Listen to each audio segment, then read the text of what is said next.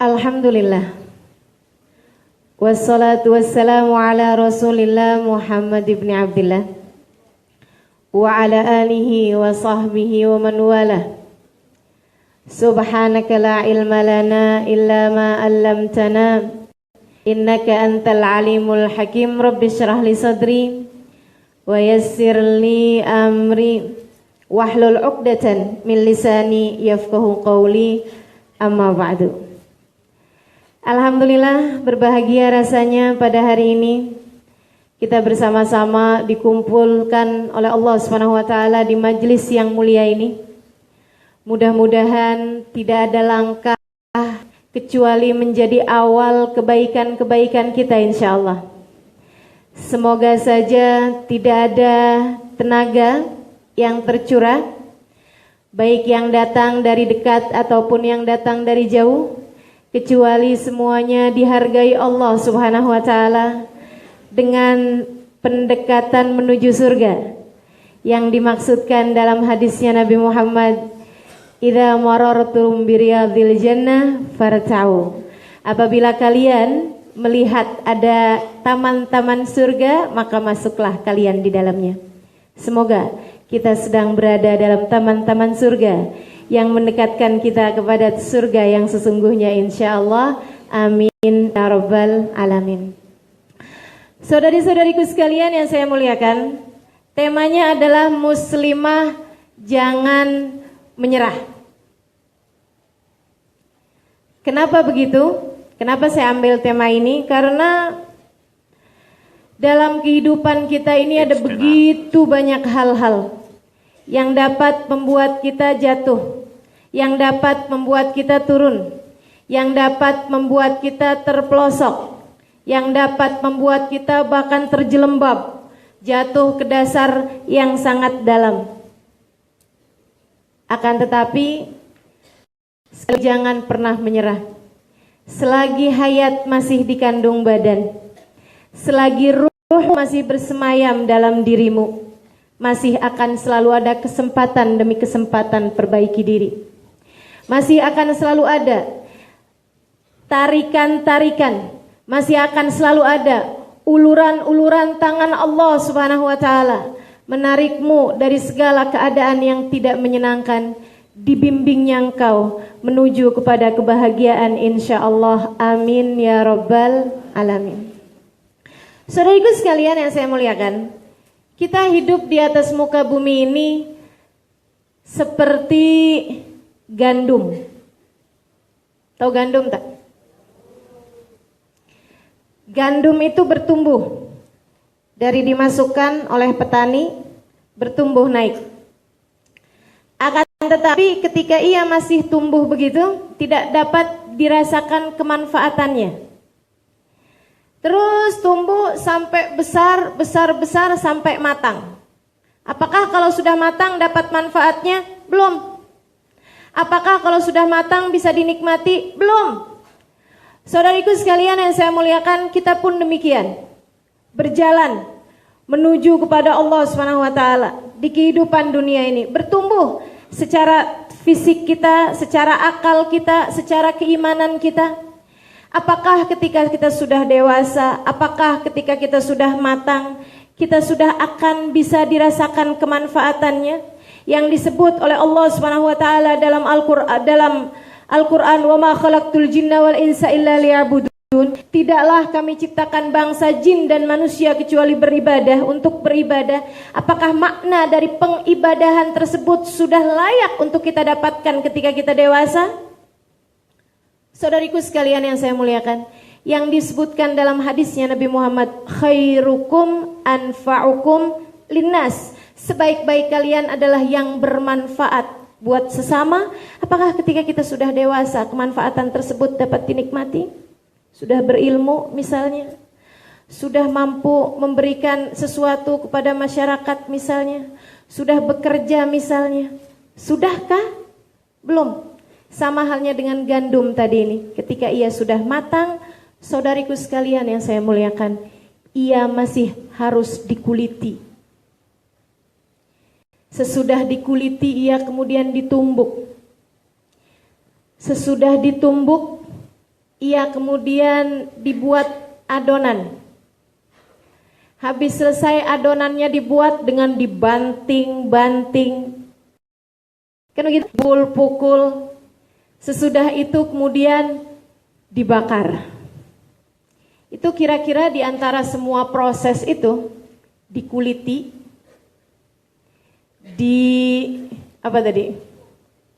dipukul, dibanting, dibuat adonan, dihaluskan terlebih dahulu ya. Kemudian dibakar. Dari dikuliti, dihaluskan, dilumatkan, dihancurkan, kemudian dipukul, dibuat adonan, kemudian dibakar. Mana yang kira-kira enak menurutmu?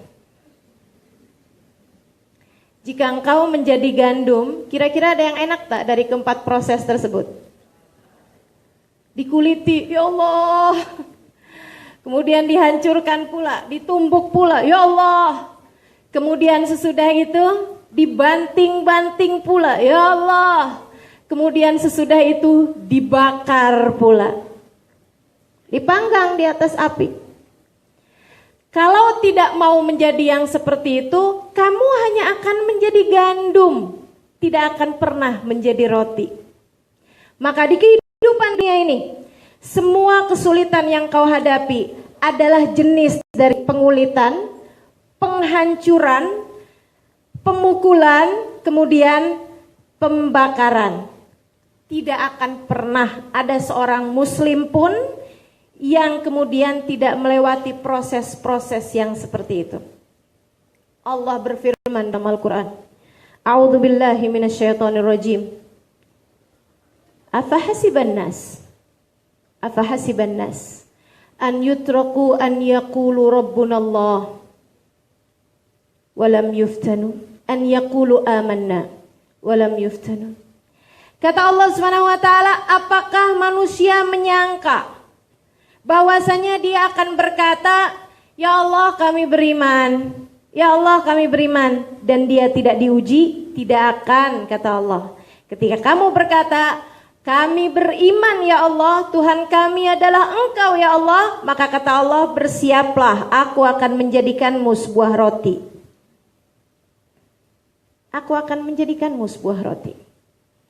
Sehingga manisnya keimanan tersebut akan terasa olehmu dan juga orang-orang di sekelilingmu. Hingga engkau akan aku jadikan sebagai hamba-hamba pilihanku. Saudariku sekalian yang saya muliakan, semakin berat ujiannya, semakin berat cobaannya, semakin berat cabarannya, maka akan semakin tinggi pula lah nilai yang akan dihasilkan untuk kebahagiaan hidupmu dunia dan akhirat, untuk kemanfaatanmu di dunia, hingga kemudian kesenangan dan keindahan tertinggi yang akan kau berikan kelak di dalam surganya Allah. Sampaikan kepada saya, adakah seorang nabi yang tidak diuji? Dan milih ujian yang seperti apa engkau kira-kiranya? Ayo nih, saya tanyain, ada tak yang mau menjadi seperti Nabi Ayub? Nabi Ayub, ada yang tertarik? Dikasih sakit, dikasih anaknya semua meninggal, istrinya semua meninggalkan, miskinan sampai gak punya apa-apa.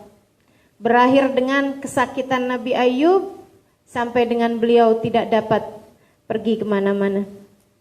Diasingkan kaumnya di dalam sebuah tempat. Tidak ada yang datang kepadanya kecuali seorang istri yang tetap setia padanya bersama segala keadaan-keadaannya. Saudaraku sekalian yang saya muliakan, ini dia kisah nih ya. Kalau kita baca kisahnya Nabi Ayub, kira-kira kita jadi yang mana selama ini? Nabi Ayubnya, istrinya yang tetap setia, atau istrinya yang meninggalkan dia, atau bahkan kaum yang durhaka kepadanya? Nah, untuk terlalu berat. Oke, baik, mau jadi Nabi Yusuf aja, cakep loh Nabi Yusuf. Tapi ya Allah, cakep rupa, tidak cakep nasibnya. Kalau boleh dibilang seperti itu. Saudaraku sekalian, kecil-kecilan sudah dibully. Sejak zaman kecil beliau sudah dibully. Saudaranya semua benci kepadanya. Mengatakan, La Yusuf akhu ahabbu ilaina min abina wa nahnu usbah. Nih Yusuf sama saudaranya Benyamin lebih disayang sama bapak kita daripada kita semua. Padahal kita banyak jumlahnya. 10 kami semua seperti tidak ada di mata Yusuf, di mata ayah kita. Di mata ayah kita. Yuk kalau gitu kita singkirkan aja Yusuf. Dibuang di sumur. Gelap, terlunta-lunta, sesudah ditelanjangi sebelumnya. Sebab pakaiannya mau dibikin sebagai barang bukti kepada ayahnya. Akalah hudib, kata mereka. Yusuf dimakan sama serigala. Mereka bawa sawalat bihi bidamin kedib. Mereka bawa kepada ayahnya baju Nabi Yusuf yang telah dilumuri dengan darah bohong. Maksudnya bukan darahnya Nabi Yusuf. Ayahnya pun ketika lihat tahu juga, bukan tes DNA, sehingga kemudian tahu bahwa itu darahnya bukan Nabi Yusuf. Akan tetapi ayahnya faham, mana ada serigala makan Yusuf tanpa membuat tubuhnya, tanpa membuat bajunya terkoyak. Bal sawwadat lakum amra fasabrun jamil.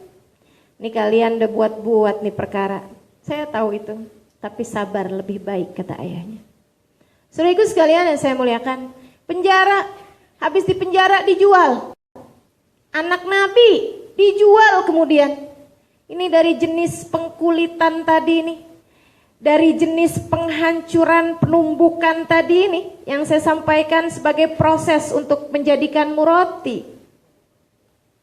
Saudariku sekalian, sampai kemudian Nabi Yusuf dibeli oleh Imra'atul Aziz, sampai kemudian difitnah, sampai kemudian menjadi semacam barang dagangan. Diajak untuk berzina, Nabi Yusuf tidak mau, kemudian fitnahan terjadi di luar sana. Orang-orang bilang, ih istrinya Al-Aziz ya genitnya luar biasa. Masa budaknya saja dia godain, masa budaknya saja dia mauin. Ih mauan nama budak, auzubillah, amit-amit cabang bayi. Saudariku sekalian yang saya muliakan, istrinya kemudian, wah ini perempuan gak tahu nih. Baiklah kalau begitu. Diundang ke party, pesta dia buat. Kemudian di saat mereka sedang bersama dengan buah-buahnya mereka, sedang dikasih sikin, dikasih pisau, Nabi Yusuf. Mereka pandang Nabi Yusuf sampai tak terasa telah membuat gores tangan-tangan mereka. Ma hadza basyara in hadza illa malakun karim. Wah, ini sih bukan orang nih. Ini bidadara. Malaikat. Tapi malaikat juga malaikat siapa dulu ya? Ya teman-teman kalau dibilangin, ih seperti malaikat ya, Masya Allah gitu. Jangan kebesaran kepala dulu. Tanyakan dulu, maksud kamu malaikat siapa nih? Jangan-jangan Israel. Saudariku sekalian yang saya muliakan, Nabi Yusuf. Kemudian sesudah itu Nabi Yusuf bilang, ya Allah kayaknya susah jadi orang ganteng.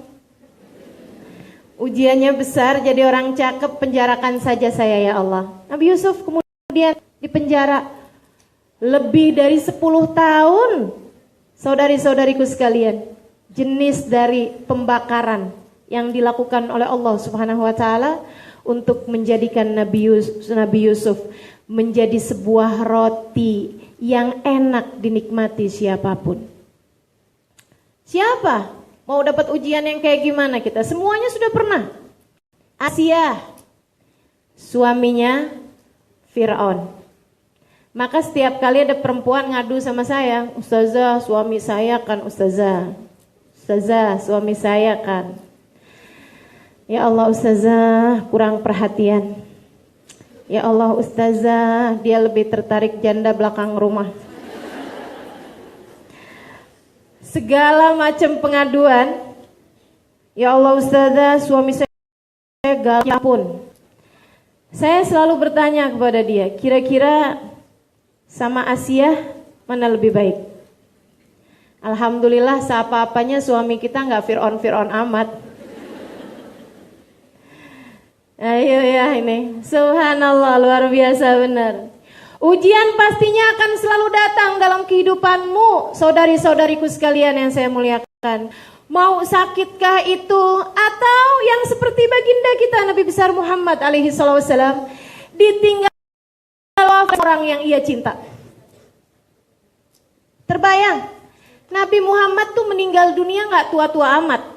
Nabi itu meninggal dunia 63 tahun. Namun siapa yang beliau miliki ketika beliau meninggal dunia itu? Ibundanya sudah meninggal dari sebelum ia kenal sungguh-sungguh dengannya. Ayahnya bahkan ketika ia berada dalam rahim ibunya punya anak tujuhnya meninggal sebelum beliau meninggal. Hanya satu aja yang tersisa ketika beliau meninggal, yaitu Sayyidah Fatimah Zahra. Yang lain semuanya sudah meninggal duluan. Istrinya tercinta Sayyidah Khadijah sudah meninggal. Pamannya meninggal, kakeknya semasa kecil sudah meninggal.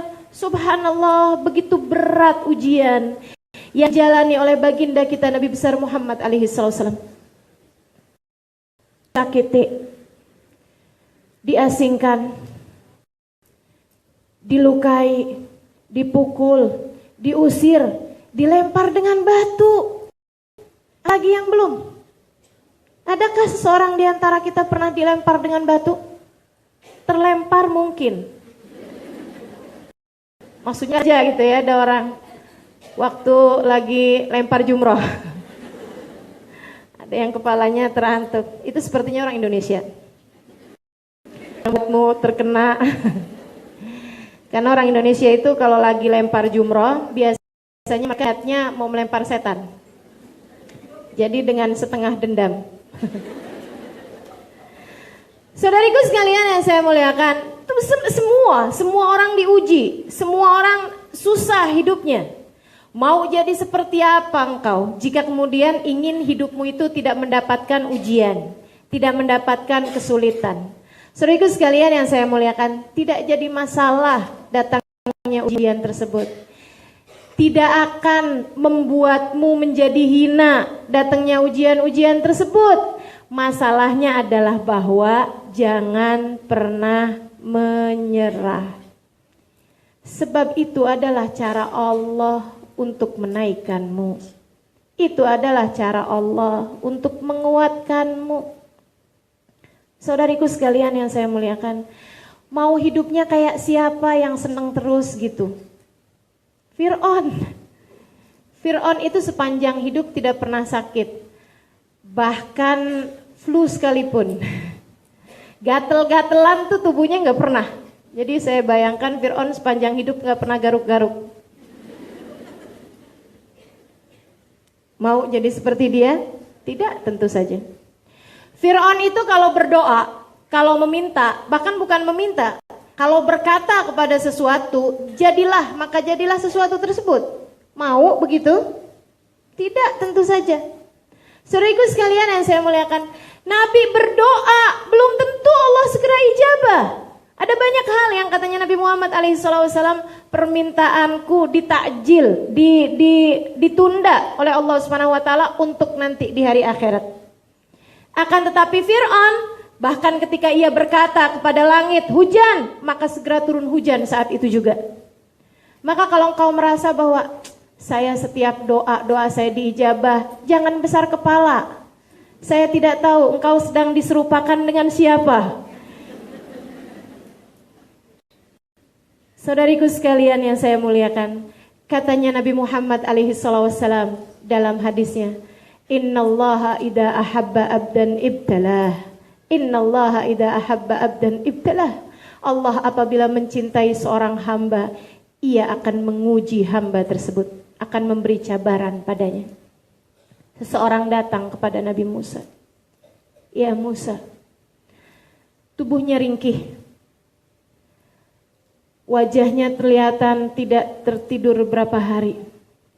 Air matanya selalu mengalir dengan mata yang begitu sembab. Ia datang kepada Nabi Musa dan berkata, "Ya Musa, ya Nabi Allah Musa, is'al minallah an yu'ti dzarrah min mahabbatih." Wahai Nabi Musa, engkau dapat berbincang dengan Allah, sampaikan kepada Allah untuk membagi kepadaku setitik debu cinta kepadaku ini. Untuk membagi kepadaku setitik debu cintanya. Kata Nabi Musa, baiklah, aku akan memintanya kepada Allah. Saat Nabi Musa berbincang dengan Allah SWT, Nabi Musa kemudian menyampaikan pesan tersebut. Allah kemudian berkata, "Ya Musa, qad ajabtuka." Aku telah mengijabah permintaanmu tersebut, permintaan orang itu. Nabi Musa pun pulang ke tempat ibadah, yaitu sebuah gua yang dimana orang tersebut selalu beribadah di dalamnya. Saat ia masuk, ia melihat tetesan darah. Saat ia masuk lagi ke mulut gua, ia melihat ada beberapa daging yang terkoyak. Saat ia masuk lagi, ia mendapati di tempat ibadah orang tersebut sudah tinggal tersisa tulang belulang orang itu dengan percakan-percakan darah yang bersimbah di mana-mana. Tubuhnya telah dikoyak-koyak oleh serigala. Nabi Musa dengan menangis keluar dari gua tersebut. Ia berkata, "Ya Allah, ya Allah, aku baru saja hendak mengabari kepadanya kabar gembira bahwa engkau mencintainya. Akan tetapi saya dapati engkau berlaku seperti itu kepadanya, ya Allah." Allah kemudian menjawab, "Ya Musa, hakadha fa'altu bi ahbabi." Ya Musa, hakadha fa'altu bi ahbabi. Wahai Musa, tidak tahukah engkau demikianlah aku berbuat kepada hamba-hamba yang aku cinta. Demikianlah aku berbuat kepada hamba-hamba yang aku cinta. Maka jika engkau sakit, anakmu sakit, suamimu berpaling, orang melecehkanmu, orang meninggalkanmu, diberi kemiskinan, diberi kesulitan hidup, apapun saja bentuknya, rasakanlah manisnya cinta yang sedang Allah hembuskan kepadamu. Rasakanlah tingginya rasa cinta yang sedang Allah Subhanahu wa ta'ala berikan dalam hidupmu. Masalahnya, kita ini kadang-kadang suka nggak ngerti apa yang harus kita perbuat. Ini saudaraku sekalian, ada beberapa hal yang harus saya sampaikan kepadamu untuk membuatmu segera dapat menjadi roti yang dapat segera menjadikanmu roti. Jangan berlari ketika diuji. Jangan menjauh ketika diuji. Jangan berlari dari ujian. Yang pertama kali harus engkau sadari adalah, hal pertama yang harus kau sadari ketika diuji adalah, pengujinya adalah Allah. Tidak ada apapun terjadi kecuali dengan izin Allah. Saudariku sekalian, pengujinya adalah Allah. Pengujinya adalah Allah. Bisa jadi engkau diasingkan orang, tapi sebenarnya yang melakukan itu adalah Allah. Bisa jadi engkau sedang bawa kereta, kemudian terlanggar keretamu sehingga harus menjadikan, nauzubillah misalnya, salah satu anggota tubuhmu diambil oleh Allah Subhanahu wa taala misalnya. Kakimu menjadi pincang misalnya. Engkau begitu geram kepada seseorang yang kemudian kau tahu dia sedang mabuk ketika mengendarai keretanya. Engkau begitu marah kepadanya. Engkau boleh menuntut kemana-mana, silahkan saja. Akan tetapi saudaraku sekalian, sebelum kau berpikir untuk melakukan sesuatu, tidak ada yang dapat melakukan apapun kecuali Allah. Tidak ada satu daun jatuh kecuali ia dijatuhkan oleh Allah. Tidak ada burung terbang kemudian jatuh kecuali yang menjatuhkannya adalah Allah. Wa ma ramaita id ramaita walakinallaha rama. Wa ma ramaita id ramaita walakinallaha rama. Begitu kata Allah SWT dalam Al-Quran. Tatkala kamu melempar, kamu tidak sungguh-sungguh melempar, kata kata Allah, walakinnallaha rama, akan tetapi Allah lah yang tengah melempar. Kau tidak akan mampu melempar tanpa izinnya. Tidak ada yang menghadirkanmu hari ini di majelis ini kecuali Allah. Kecuali Allah. Kecuali Allah. Tidak ada yang menjadikanmu konsentrasi atau mengalir air mata atau terbawa emosi, sementara yang di ujung sana ada yang mengantuk. Kecuali Allah. Kecuali Allah. Bahkan tidak ada yang menghadirkan ucapan-ucapan ini kecuali Allah. Tidak ada yang dapat melakukan apapun kecuali Allah. Subhanallah. Fahamilah. Fahamilah bahwa pengujinya Allah. Dan fahamilah bahwa sang penguji ini ketika mengujimu bukan untuk menjatuhkanmu. Bukan untuk menjatuhkanmu. Akan tetapi untuk menaikkanmu. Untuk mengembalikanmu di sisinya. Untuk mengembalikanmu di sisinya. Sekali lagi, bukankah indah sekali? Untuk mengembalikanmu di sisinya. Saudariku sekalian yang saya muliakan, kalau yang ujinya Allah kan enak banget ini ya. Jadinya cabaran-cabaran, ujian apapun yang terjadi itu seperti pil pahit. Ketika anak kita sakit, wah kepalanya sedang berat sekali, dianya kemudian badannya meriang, kedinginan, berapa menit kemudian kepanasan. Kita tahu ini sedang flu anak kita, tapi kemudian kita lagi jalan sama dia menuju ke rumah sakit, dia kemudian ngelihat ada orang jualan es krim. Dia mau beli es krim itu. Dia mau cari kesenangannya dia. Tapi engkau sebagai seorang ibu, bagaimana menurutmu jika si ibu ini kemudian memberikan aja, oh kamu mau es krim nak? Boleh, yuk silahkan. Bagaimana menurutmu? Sayang atau tak sayang? Tak sayang. Ibu yang sayang kepada anaknya akan melarangnya dari es krim. Untuk kemudian jangan nak, jangan. Kalau perlu begitu dia makan es krimnya kita ambil, kita paksa, kita lempar. Sang anak menangis. Akan tetapi kita tetap tarik aja anak kita bawa ke dokter. Sampai di dokter, kemudian dokter memberikan kepadanya pil-pil yang pahit. Wah, tambah nangis. Dia kemudian bisa jadi memukul-mukul kita sambil bilang, mama tidak sayang sama saya, mama tidak sayang sama saya. Oh nangis, dia kejat. Saudari kalian yang saya muliakan, itu yang sering kali kita lakukan. Itu yang sering kali kita lakukan ketika Allah tengah menguji kita. Ada begitu banyak orang yang setiap kali dikasih ujian dia malah nanya kayak begini, ya Allah dosa apa saya? Ya Allah saya udah sholat padahal. Ya Allah, saya padahal udah puasa Senin Kamis. Kenapa nih suami saya nih masih berpaling hati juga dari saya? Kenapa dia masih begitu? Ya Allah, kenapa saya ini? Saya sudah sholat, saya sudah ibadah, tapi Engkau beri kepada saya penyakit seperti ini. Kenapa ya Allah? Jangan suka bertanya kepada Allah kenapa. Allah bisa saja menjawab kenapa tidak. Ya Allah kenapa? Kata Allah emang kenapa?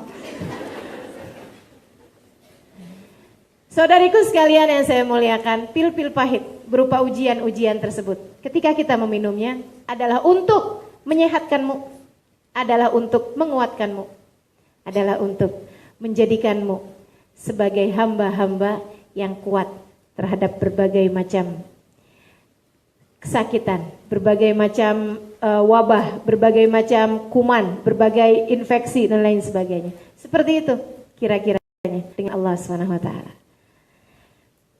Sekali lagi, hal pertama yang harus kau ingat ketika mendapatkan berbagai macam cabaran dalam kehidupan, mau kecil mau besar, mau lama mau yang sebentar, ujian tersebut pertama kali harus kau ingat adalah pengujinya adalah Allah.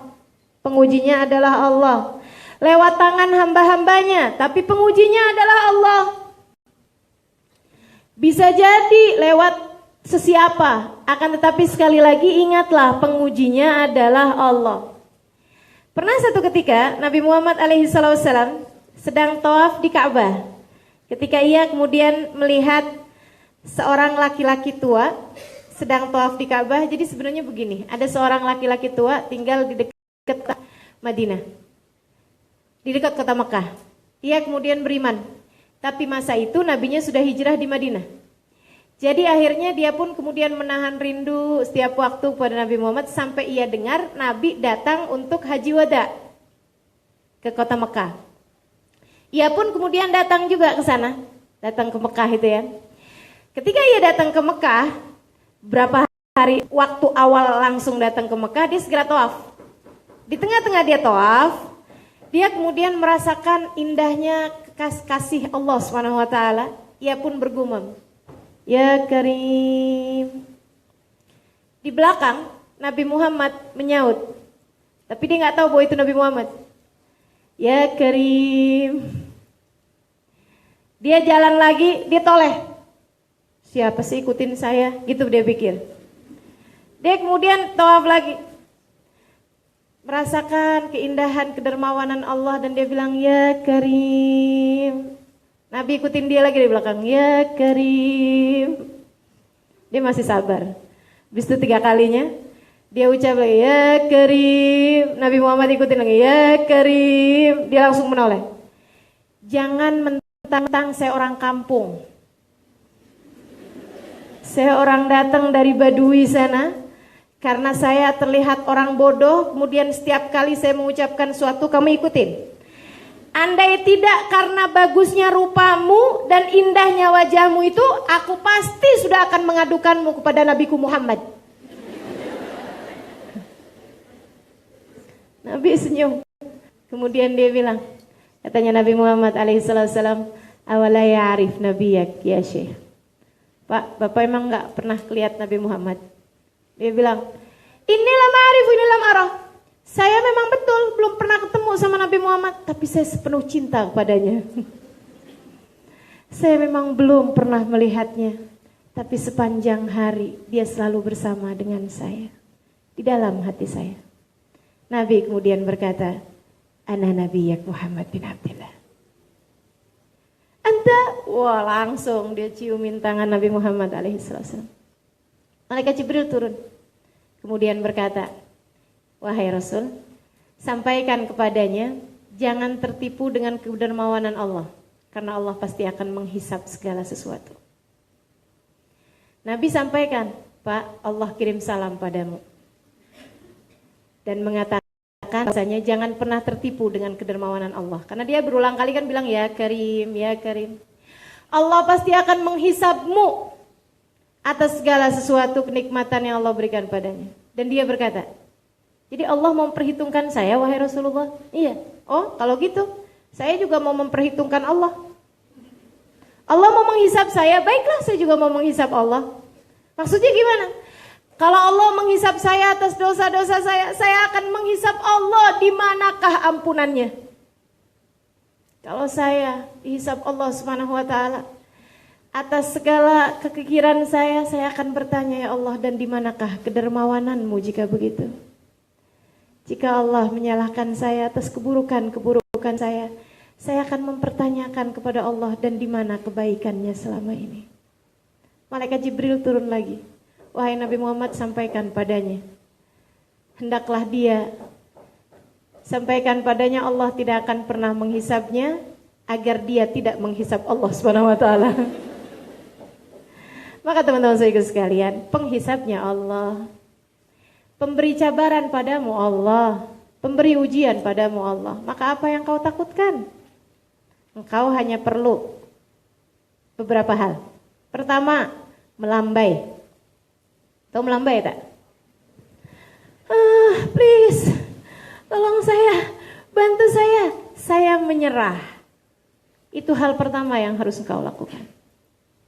Ketika ujian datang dalam kehidupanmu, menyerahlah. Kalau nggak menyerah nanti bolak-balik tuh.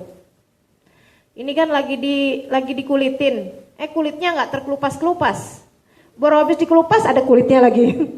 Baru habis dikelupas ada kulitnya lagi. Akhirnya di situ aja, ujiannya nggak naik-naik nanti, cabarannya nggak naik-naik, nggak membuatmu naik kemudian. Masih di situ-situ aja tempatnya. Ayo saudariku sekalian yang saya muliakan, kalau ingin segera naik tingkatannya. Pertama, fahami pengujimu adalah Allah, dan yang kedua, segeralah melambaikan benderamu kepadanya. Segeralah menyerah. Aku menyerah ya Allah, aku menyerah ya Allah. Tidak ada daya upayaku kecuali Engkau. Aku menyerah ya Allah. Habis menyerah ngapain? Mendekat kepadanya. Karena semua bentuk ujian diberikan untuk mendekatkanmu kepadanya. Seperti yang aku sampaikan berulang kali. Semua bentuk cabaran adalah untuk mendekatkanmu padanya. Maka mendekatlah.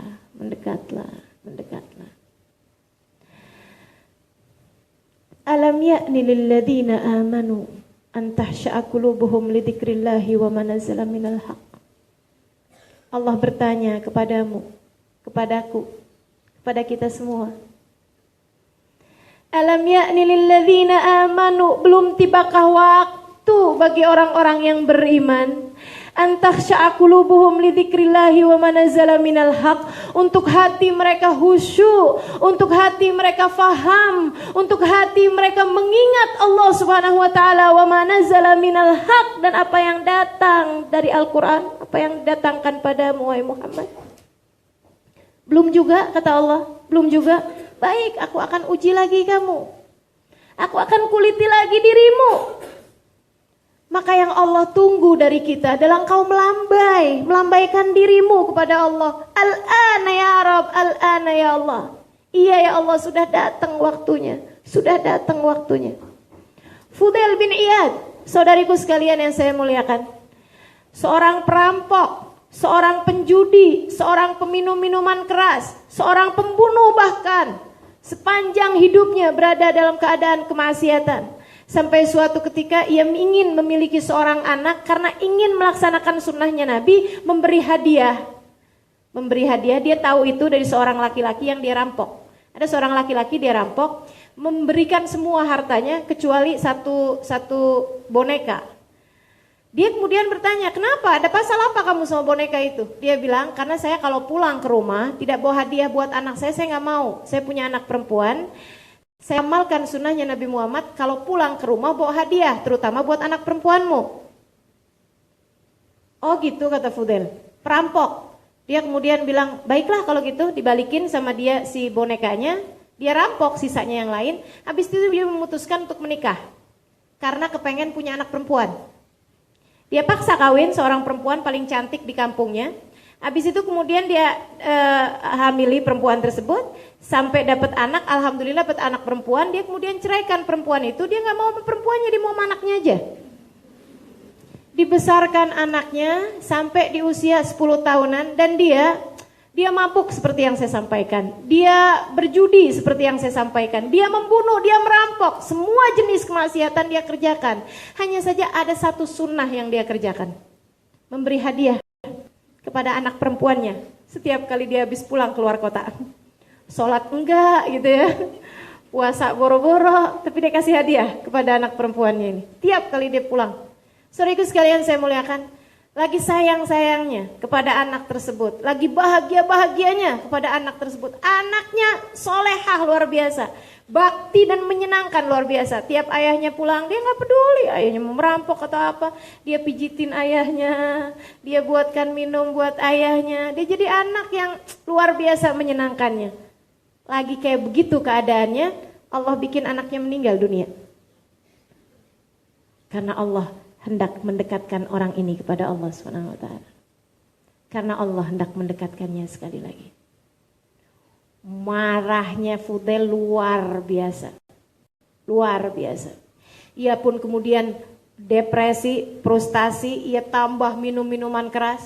Tiap kali sadar kemudian keingetan anaknya, dia kembali minum minuman keras. Sampai satu ketika di saat dia sedang dalam keadaan tidur, udah tubuhnya udah nggak jelas, keadaannya sudah nggak jelas, dia bermimpi melihat dirinya tengah dikejar atan, ular besar mau nerekam dia gitu. Dia lari kemudiannya. Saat dia lari tersebut itu, dia lari sampai kemudian dia terhalang oleh sebuah jurang. Di bawahnya jurang dengan api yang siap melahapnya, di bawahnya itu ada, di jurangnya itu ada apinya. Akan tapi kalau dia tidak meluncur ke sana, dia pun akan segera didatangi ular itu. Saat itu, dia kemudian melihat anaknya. Ayah, apa kabar? Dia menoleh. Anakku. Dia bilang, ya, ayah jangan gitu ya. Ayah tahu tak siapa yang kejar ayah? Dia bilang, siapa itu? Itu adalah dosa-dosa ayah. Ayah tahu tak itu apa? Apa itu? Itu api neraka. Ayah jika tidak segera membebaskan diri dari kejaran dari dosa-dosa ayah, maka ayah akan terjerumus ke sana. Dan saya nggak mau ya. Ayah tahu tak? Saya ada baca dalam Al-Quran firman Allah SWT. Alam ya'ni lilladzina amanu an tahsha'a qulubuhum lidzikrillahi wa ma nazzala minal haqq. Belum tibakah waktu bagi orang yang beriman untuk kembali hanya kepada Allah Subhanahu wa taala, hatinya dengan apa yang diturunkan dari Al-Qur'an. Belum tibakah waktu bagimu ayah untuk kembali kepada Allah. Ayahnya kemudian terkejut, dia kemudian terbangun dan di saat bangunnya tersebut dia mendengar suara lantunan ayat yang sama dibaca oleh tetangganya dengan suara yang sangat merdu. Alam ya'ni lilladzina amanu an tasha qulubuhum lidzikrillahi wa ma nazzala minal haqq. Dan Fudel merasa hatinya sedang ditampar-tampar. Fudel merasa sepertinya ini adalah saatnya untuk segera kembali kepada Allah Subhanahu wa taala. Ia pun kemudian segera berdiri, ia menuju kamar mandi seraya mengatakan, Al-ana ya Rabb, Al-ana ya Allah. Iya ya Allah, telah datang waktunya. Iya ya Allah, sekarang juga ya Allah. Enggak kapan-kapan, sekarang juga ya Allah. Saya sudah akan memulainya, sekarang juga. Aku akan segera kembali padamu. Saudariku sekalian, itu yang kita perlukan. Di saat ujian-ujian cabaran dalam kehidupan datang, kembalilah kepada Allah. Mendekatlah kepadanya. Lambaikan tanganmu kepadanya. Sekarang ya Allah, sekarang ya Allah. Tidak entar-entar, sekarang juga ya Allah. Saatku untuk kembali padamu. Mendekatlah kepadanya. Mendekatlah. Cari di antara syariat agama Allah mana yang masih kamu langgar, tinggalkan. Cari di antara semua ajaran agama Allah SWT, mana yang belum terlaksana, laksanakan. Oh, mungkin menutup auratmu belum bagus. Oh, mungkin sikapmu terhadap suami belum rapi. Oh, mungkin ada hal-hal yang masih Allah tidak suka dalam diri saya. Perbaiki itu kemudian. Perbaiki itu. Mendekat kepada Allah SWT, kemudian perbaiki diri. Introspeksi. Introspeksi diri. Saudariku sekalian yang saya muliakan, introspeksi, perbaiki dirimu. Saya jadi ingat ada seorang sahabat ini ya, dalam rangka introspeksi diri nih. Saya ada punya teman di Jakarta sana. Waktu dia menikah agak belakangan, menikahnya udah hampir dalam 40 tahun baru menikah. Dia menikah aja, kita teman-temannya, saya dengan beberapa kawan mikir gitu, ya Allah, itu kira-kira bisa punya anak tak ya? Usianya udah hampir 40 tahun. Sangat solehah perempuan ini, baik gitu ya orangnya. Habis menikah, memang sempat beberapa bulan gak punya anak, belum hamil gitu. Sampai setahun lebih, dia kemudian hamil. Wah, bahagianya luar biasa dia, semasa hamil itu. Akhirnya kemudian lahir anak, laki-laki. Satu hari, anaknya ini lagi umur-umur 10 bulan gitu ya. Udah lagi lucu-lucunya tuh anak. Bapaknya atau suami dia nih sayangnya sama anak tersebut luar biasa. Dianya kegilaan. Itu dua orang sedang terfitnah dengan anaknya. Lagi sayang-sayangnya. Hatinya udah kayaknya kemana-mana anaknya gitu. Satu hari ayah pulang kerja lagi main-main sama anaknya, dia naikin anaknya, turunin anaknya di atas tempat tidur. Ketika kemudian entah apa yang terjadi karena terkejut dengan suara handphone atau apa yang berbunyi, dia kemudian lempar anaknya dan ketika jatuh anaknya tersebut tidak sempat dia pegang, tertabrak, terantuk pinggiran tempat tidur. Anak kemudian muntah, dia bawa ke rumah sakit, 2 hari kemudian meninggal dunia. Meninggal dunia. Saudariku sekalian yang saya muliakan, kami para sahabat, teman-teman ya, dengernya, ya Allah, itu dia ya, pil-pil pahit yang Allah berikan dalam kehidupan manusia. Begitu banyak macam-macam ujian yang Allah berikan ini. Subhanallah, luar biasa benar. Dan terkadang kepada beberapa orang pahitnya luar biasa. Kayaknya kalau kita nih udah agak ada pemanis-pemanisnya lah ya. Alhamdulillah. Saya begitu dengar, ya Allah, kesiannya dia, kesiannya gitu. Kami sempat takziah, saya tanyakan, gimana nih sekarang? Terus dia bilang begini, iya Ustazah, gimana ya Ustazah, doakan aja lah. Dia bilang, suami saya sekarang pindah ke apartemen, dia bilang saya kesini. Kami nggak berpisah, cuman maksudnya gini, saya setiap kali ngelihat suami saya sedih. Saya tahu betapa dia sangat sayang kepada anaknya. Saya sedih atas kecerobohannya, saya marah gitu. Tapi bukankah semuanya Allah yang tentukan? Cuman kesedihan itu tuh Ustazah yang belum hilang. Dan suami saya juga seperti itu, tiap ngelihat saya, kesedihan yang luar biasa ditambah penyesalan yang luar biasa. Jadi kami memutuskan untuk saat-saat ini kami tidak bersama. Ya, saya pesankan kepada dia beberapa pesan. Kemudian sudah itu dapat beberapa bulan kemudian saya dengar dia sudah kembali rujuk. Maksudnya tinggal kembali bersama dengan suaminya. Saya tanya, kenapa? Saya bilang. Dia jawab begini. Saya bilang ceritanya gimana tuh awal kali tinggal bersama. Dia bilang saya datengin dia ke apartemennya. Saya bawakan makanan-makanan kesukaan dia. Saya ketuk pintu. Dia buka dengan raut muka yang kesedihan dan keterkejutan juga karena nggak menyangka. Terus saya bilang begini. Terus dia bilang begini, maafkan saya. Saya bilang sama dia, yuk kita tinggal bareng aja lagi. Kita berdua sudah kehilangan anak. Saya tidak mau lagi kehilangan orang yang saya cintai yang lainnya selain daripada anak kita itu. Duanya kemudian berpelukan lama dan kemudian tinggal bersama-sama lagi. Dia bilang, saya tahu Ustazah, dia orang yang sangat baik hatinya. Dan kan Ustazah yang ngajarin, tidak ada sesuatu terjadi kecuali dengan izin Allah. Allah sudah menentukan segala sesuatunya. Biarkan, kami memang kehilangan anak. Mau kami tangisin, mau kami apain juga yang meninggal tidak akan kembali lagi.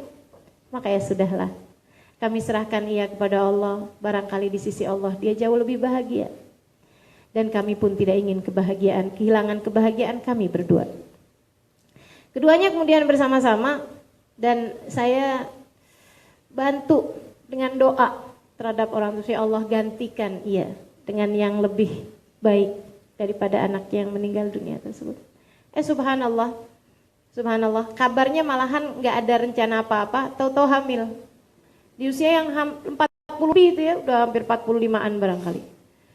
Hamil kemudian dan anaknya sekarang sudah agak besar-besaran gitu, sudah sekolah. Ternyata saya sudah tua.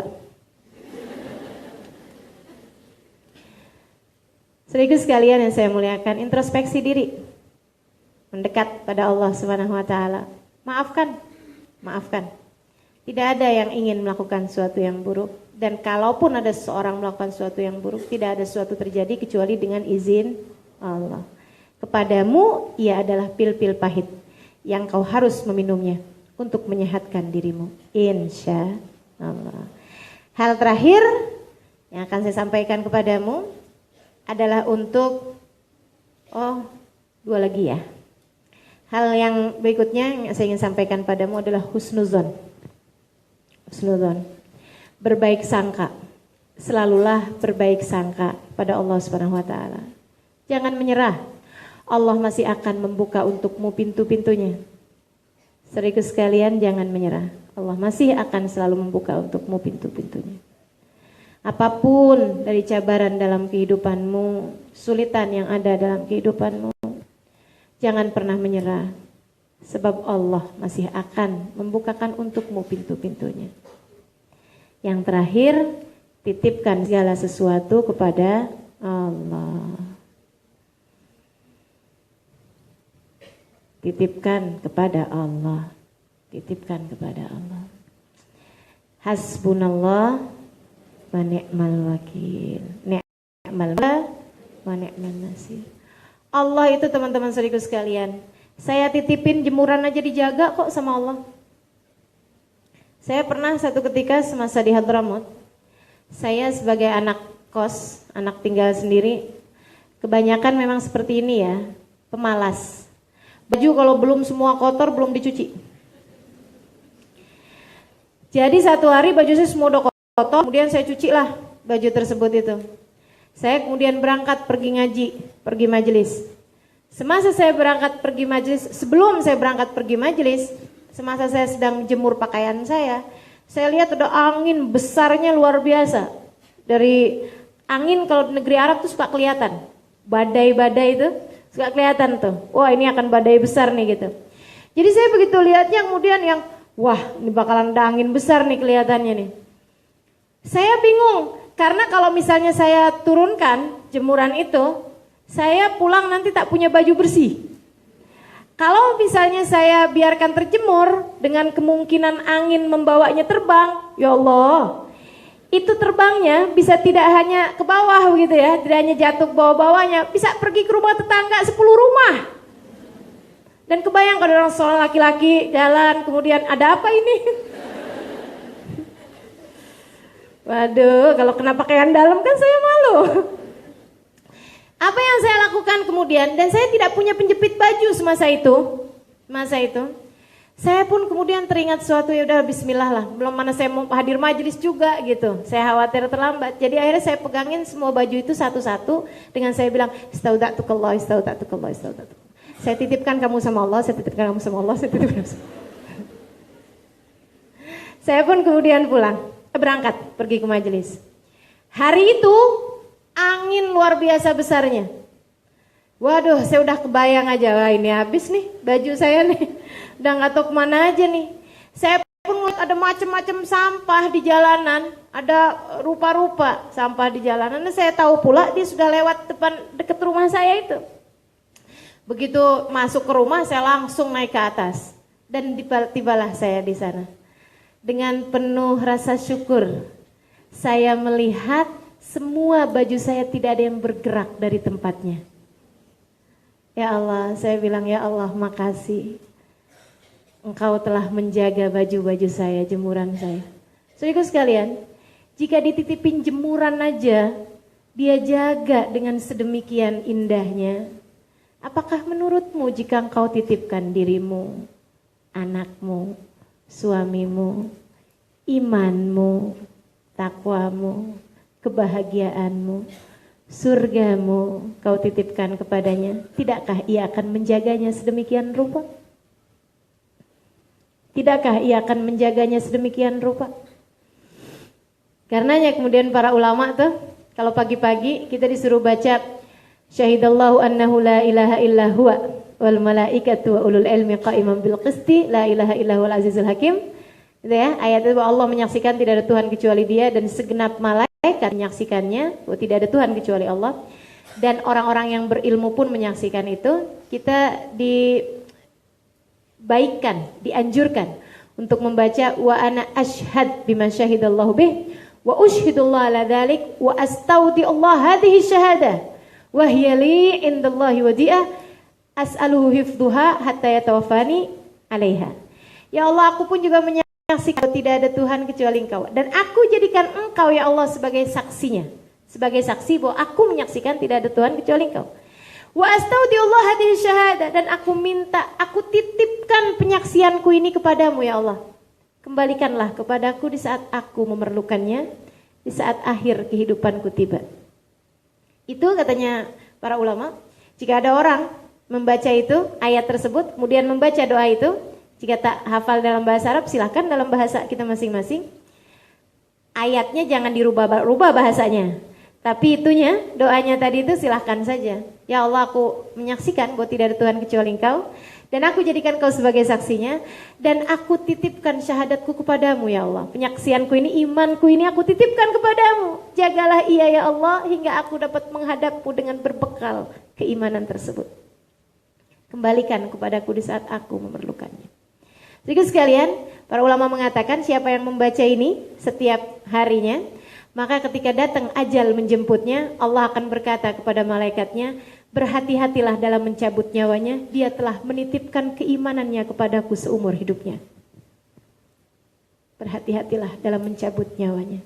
Ringankan pencabutan nyawanya dan pastikan tidak ada kalimat terakhir keluar dari lisannya kecuali kalimat la ilaha illallah.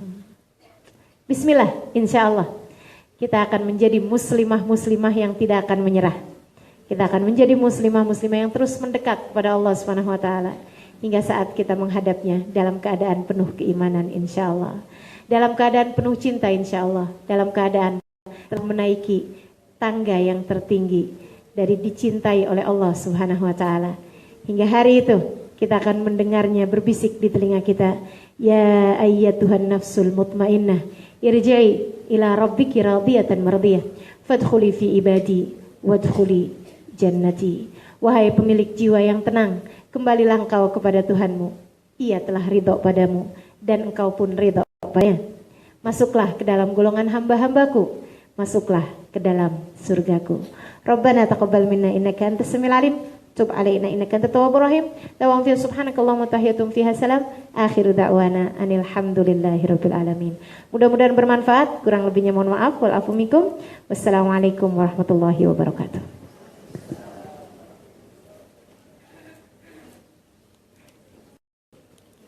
Waalaikumsalam warahmatullahi wabarakatuh. Ustazah diminta untuk stay. Sebab apa? Sebab kita membuka juga ruang untuk anda bertanyakan sebarang soalan kepada yang bagi Ustazah. Boleh Ustazah? Boleh, insyaAllah. Soalan anda boleh tulis.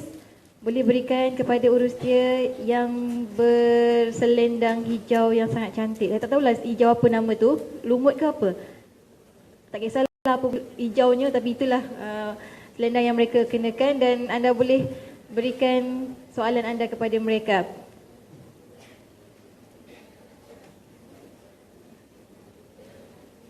Dan ingatkan sekali lagi untuk sahabat-sahabat untuk tidak mengambil apa-apa video sepanjang bersama dengan Ustazah ni dan sepanjang program kita sebenarnya, termasuk tadi yang qasidah kita. Kalau ada rakan-rakan yang telah terambil gambar ketika qasidah tadi pun diminta jasa baik untuk memadamnya. Mujahadahnya sangat kuat, saya percaya. InsyaAllah berkatnya juga lebih baik daripada itu.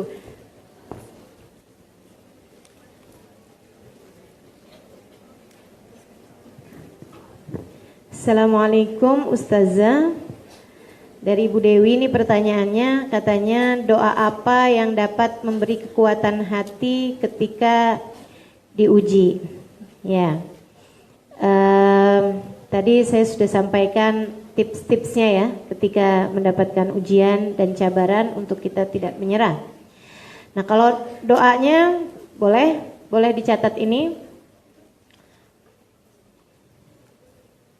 Setiap pagi bacalah Hasbunallah wa ni'mal wakil 70 kali. Hasbunallah wa ni'mal wakil 70 kali.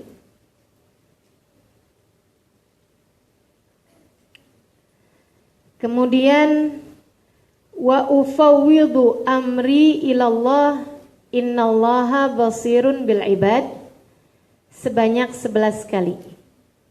Wa ufawwidu amri ilallah innallaha basirun bil ibad sebanyak 11 kali.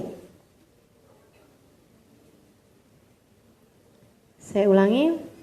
Hasbunallah wa ni'mal wakil sebanyak 70 kali. Kemudian wa ufawwidu amri ilallah innallaha basirun bil ibad sebanyak 11 kali. Artinya apa?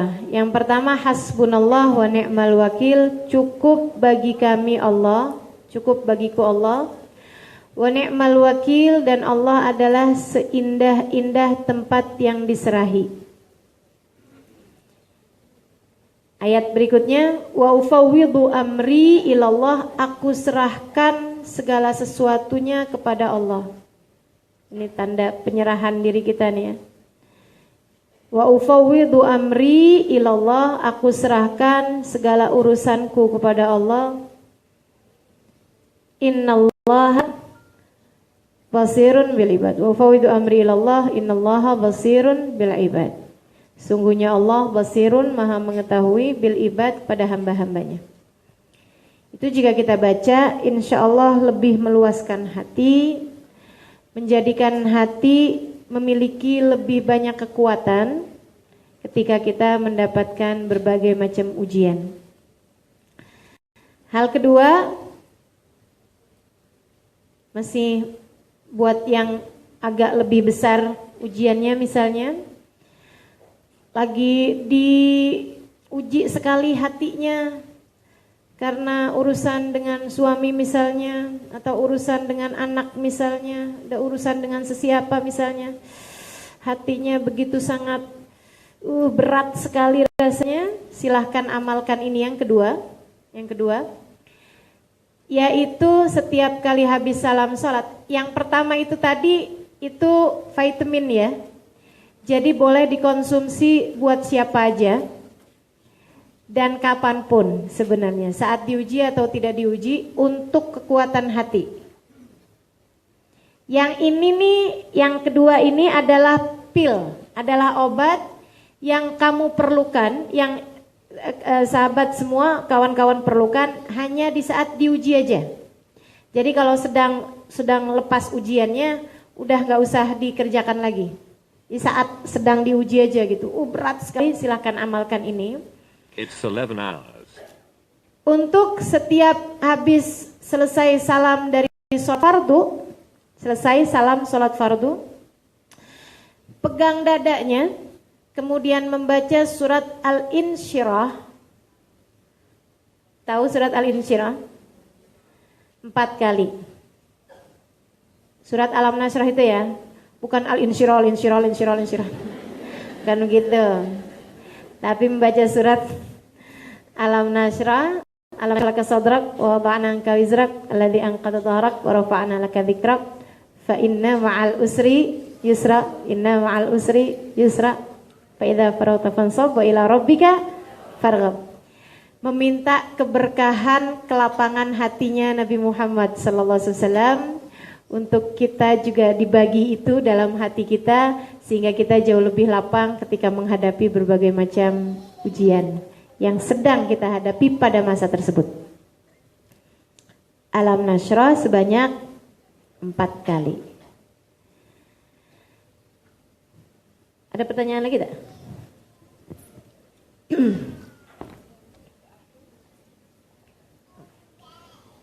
Ya, begitu ya. Jadi itu doa yang boleh saya bagikan kepada sahabat-sahabat semuanya.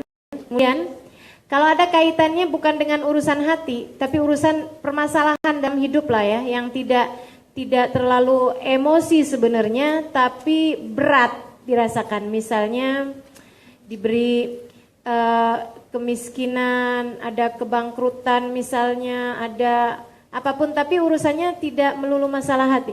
Paham maksud saya? Ada berbagai urusan, itu kan yang larinya tuh emosional sekali. Misalnya suami yang curang misalnya, itu kan sesuatu yang sifatnya hati ya. Tapi ada permasalahan yang tidak terlalu emosional, akan tetapi berat kita merasakannya. Seperti kesakitan, seperti kemiskinan misalnya, seperti itu ya. Seperti kebangkrutan dan lain sebagainya. Nah itu teman-teman, silahkan baca sholawat yang berbunyi Allahumma sholli ala sayyidina Muhammadin qad daqat hilati adrikni ya Rasulullah. Itu sholawat. Yang pertama tadi itu yang surat Alam Nasrah 4 kali, itu saya diijazahkan oleh Hubabah Umairah atau Hubabah Ruqayyah Al-Haddar ya, Hubabah Umairah, yang saya juga ceritakan di buku Bidadari Bumi. Hanya saya tidak ceritakan apa ijazah, Saya tidak sampaikan di buku itu. Jadi ini hadiah buat yang hadir hari ini. Saya sampaikan bahwa bacaan yang dibawakan oleh Hubabah Umairah pada masa tersebut, karena memang sesuatunya sangat emosional sekali gitu ya, kebencian terhadap seseorang. Nah itu beliau sudah membacakan saya di buku Bidadari Bumi, ada kisahnya panjang, judulnya Dokter Hati. Silakan dirujuk di sana bagi teman-teman yang belum membacanya. Itu diberi bacaannya itu tadi, surat Alam Nasroh sebanyak 4 kali. Jangan tanya kenapa 4 kali. Itu sama aja kayak tanya sama dokter, dok kenapa ini harus diminumnya sehari 3 kali, kenapa yang ini, nah itu tak apa ya, kerjakan aja. Kemudian yang terakhir kalau yang tidak emosional, sholawat tadi itu ya, Allahumma shalli ala Muhammadin qad qatilat tirikni ya Rasulullah. Salam Ustazah, bagaimana hendak tahu bila perlu menyerah atau bila perlu masih berusaha? Saudara sekalian yang saya muliakan, menyerah dulu, kemudian Allah akan bagikan untukmu jalannya. Sehingga kamu pada masa tersebut akan jadi tahu apa usahanya. Kalau kemudian, jadi ini satu jalan ya, bukan 2 jalan. Jangan dikira bahwa ketika kita diuji, itu kemudian kita mau yang nyerah aja atau kita usaha dulu gitu. Bukan seperti itu caranya. Makanya saya beri urutannya tadi, itu untuk usaha atau introspeksi diri atau untuk perbaikan diri, itu yang nomor sekian. Yang pertama adalah tahu bahwa pengujinya Allah, imanmu dulu dibenahin, kemudian yang keduanya adalah untuk melambaikan diri kepada Allah Subhanahu wa taala, menyerah. Nyerah dulu, mendekat kepada Allah, nanti Allah akan bukakan untukmu jalan-jalannya. Kamu tidak akan bisa usaha apa-apa kalau kamu belum menyerah pada Allah Subhanahu wa taala. Itu sama aja seperti orang yang sedang ditutupkan pintu, dek, dikunci dari luar, dek, kamu terus saja gedor pintu tersebut. Seperti itu. Dan itu yang banyak tadi. Apa yang harus dilakukan? Saudariku sekalian yang saya muliakan, menyerahlah dulu aja. Nanti Allah akan bukakan. Mungkin pintu itu, mungkin pintu-pintu yang lain. Jangan sampai fokusmu kepada gedor-gedor satu pintu itu membuatmu lupa bahwa ternyata itu ada pintu. Itu juga ada pintu. Begitu dibuka, terbuka. Ya Allah, itu dia. Jangan sampai terjadi seperti itu. Maka engkau perlu melambaikan dulu pada Allah Subhanahu wa taala, menyerahlah dulu. Nanti biarkan Allah yang akan membuka pintu usaha apa yang harus engkau lakukan sesudahnya.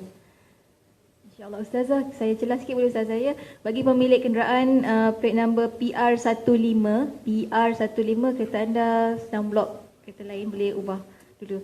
Silakan Ustazah sambungan. Ya ini yang hadir dari Indonesia, jangan ingat-ingat nomor keretanya ya.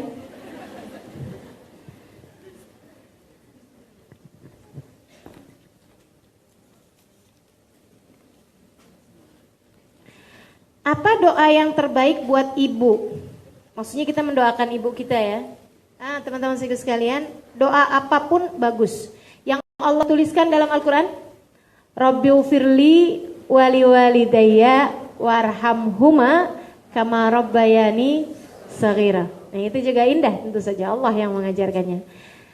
Kalau orang tuamu masih hidup di atas muka bumi ini, saya kalau mendoakan orang tua saya, kalau urusan akhirat tentu saja segala kebaikan-kebaikan di akhirat nanti, semua hal baik yang saya doakan untuk diri saya doakan pula untuk orang tua saya.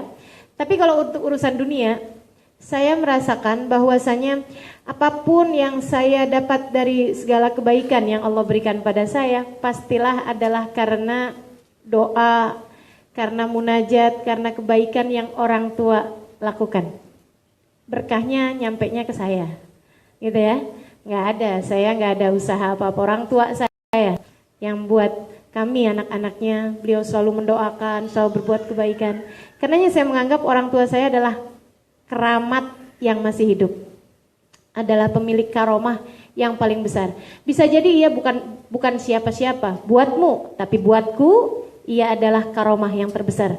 Maka seperti itu seharusnya sudut pandang kita kepada orang tua kita. Karenanya saya setiap kali berdoa untuk orang tua saya, ya Allah betahkan hidupnya di dunia. Buat dia selesa hidupnya di dunia. Biar tak segera minta mati. Karena kalau mereka meninggal dunia, kami anak-anaknya yang bakalan kesulitan untuk menjalani kehidupan. Kami tidak sanggup untuk ditinggalkan. Maka kami minta kepada Allah agar beliau diselesaikan hidupnya, dibahagiakan sebahagia-bahagianya, sehingga tidak bersegera memohon untuk berpindah ke alam akhirat. Seperti itu.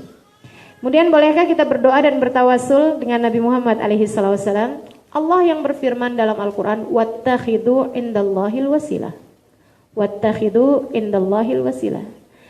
Dan buatlah menuju Allah ada wasilahnya, ada perantaranya. Saudaraku sekalian, bukan berarti tanpa berperantara kepada Nabi Muhammad kita nggak boleh. Maksudnya boleh-boleh aja silakan. Kamu mau jalan sendiri juga silakan. Itu selera aja, selera. Saudaraku sekalian, sama halnya dengan kita mau menuju ke rumahnya Tuan Raja misalnya. Datuk siapa nih Tuan Raja di Malaysia. Kita mau masuk ke rumah beliau, alhamdulillah mudah saja. Kan gitu ya? Kalau kitanya adalah orang yang cukup dianggap. Tapi kalau kitanya adalah rakyat jelata mau berjumpa dengan Tuan Raja, nah itu seperti apa modelnya? Maka yang boleh kita lakukan salah satunya adalah untuk menjadikan seseorang sebagai muka kita. Menjadikan siapapun sebagai muka, sebagai di depan kita nih ada dia gitu. Seolah-olah kita berkata gitu, Tuan Raja kalau mau ketemu saya emang gak pantas ditemuin, tapi ini dia nih. Bukankah engkau sayang kepadanya? Bukankah engkau cinta padanya? Nah, dari semua manusia, dari semua makhluk, tidak ada manusia lebih dicintai Allah daripada baginda kita Nabi besar Muhammad sallallahu alaihi wasallam. Maka ketika kita jadikan Nabi Muhammad sebagai muka kita bilang, ya Allah, ampunkan dosa saya dengan berkahnya Nabi Muhammad, dengan cintamu kepada Nabi Muhammad, dengan doa-doa, dengan ampunanmu yang telah kau berikan kepada Nabi Muhammad, karuniakan ampunan itu kepadaku karena aku adalah umatnya. Seperti itu ya. Jadi itu jawaban untuk bolehkah kita berdoa dan bertawasul dengan Nabi besar Muhammad alaihi wasallam. Taqabbalallah minna wa minkum taqabbal ya karim. Mudah-mudahan bermanfaat. Ahlan wa sahlan Saudara Nur Hafizah Musa. Semoga apa yang tadi merupakan jawabannya dapat difahami dengan baik, insyaallah, dan terima kasih.